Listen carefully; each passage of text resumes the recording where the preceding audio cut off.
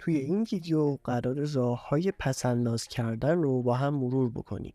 شاید بعضی از این راه‌ها اونقدر عجیب باشه که باور نکنید این راه‌ها کارسازن.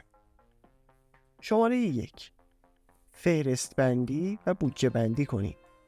همونطور که کارهای روزانه‌تون باید طبق برنامه‌ریزی انجام بشه، برای دخل و خرجتون هم باید برنامه‌ریزی کنید. میتونید شما جدولی بکشید و جلوی هر آیتم هزینه‌های معینش رو بنویسید.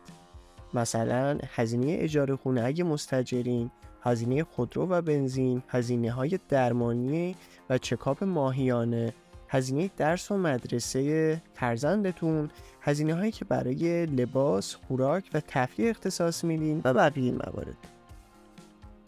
از وسایل نقلیه عمومی استفاده کنید.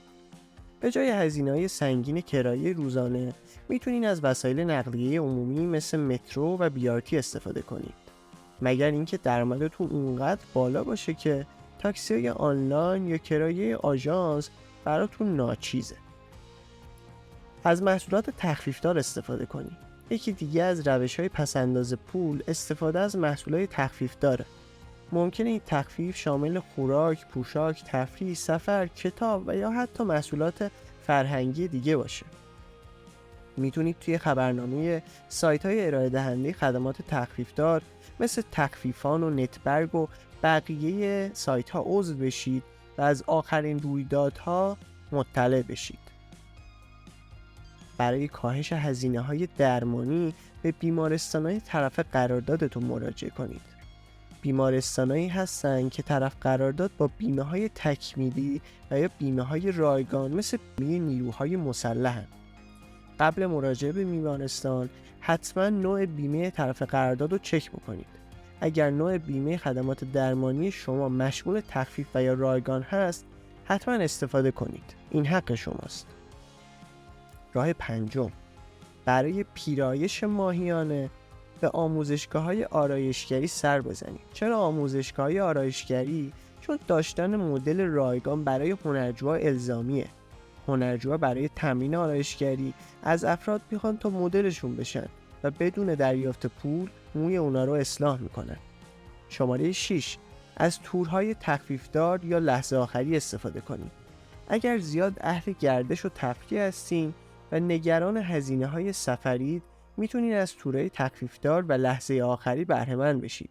بعدیش اینه که همیشه باید یه چمدون پر توی خونه داشته باشین و منتظر زنگ آژانس هواپیمایی باشید تا به سرعت به سمت فرودگاه حرکت کنید. مبلغی از حسابتون رو بردارین و در کیف پول خود بگذارید و هرگز به اون دست نزنید. یکی از بهترین و قدیمی ترین روش‌های کنترل هزینه ماهیانه اینه که مبلغ معینی رو سر ماه از حسابتون بردارین و در جیبتون بذارید. با این روش دیگه حواستون به سمت کارتتون نمیره تا وسوسه بشید. هزینه‌های روزانه مثل کرایه، خورد و خوراک جزئی و یا هزینه‌های شارژ اینترنت و گوشی رو توی کیفتون بذارید. 8. اجناس ارزون قیمت در بلند مدت نخرید. حتما این جمله معروف رو شنیدین که انقدر پولدار نیستیم که جنس ارزون بخریم. یعنی این که اگر شما یک بار جنس گرون قیمت خریداری کنید، به دلیل کیفیت مطلوب و با دوام‌تر بودنش این جنس دیرتر کهنه یا خراب میشه و شما مجبور نیستین سالی چند بار اون جنس رو بخرید. 9. به جای خرید محصولات فرهنگی اونا رو اجاره کنید یا به امانت بگیرید. بهترین مثال عضو شدن توی کتابخونه‌های شهرتونه که به جای خرید کتاب یا محصولات فرهنگی میتونید از اجاره کردن یا امانت گرفتن اونا استفاده کنید. 10. به دنبال آموزش و یادگیری باشید. بدون هیچ اطلاعی وارد سرمایه گذاری نشید. حتما کتاب‌های با موضوع بازاریابی، فروش، تبلیغات، مذاکره، مدیریت مالی و پس‌انداز رو بخونید تا هرچه بیشتر مطالعه کنید و این مطالعه بیشتر باعث میشه که بیشتر رشد کنید و با درک و آگاهی بیشتر قدم بردارید. امیدوارم از این ویدیو لذت برده باشید.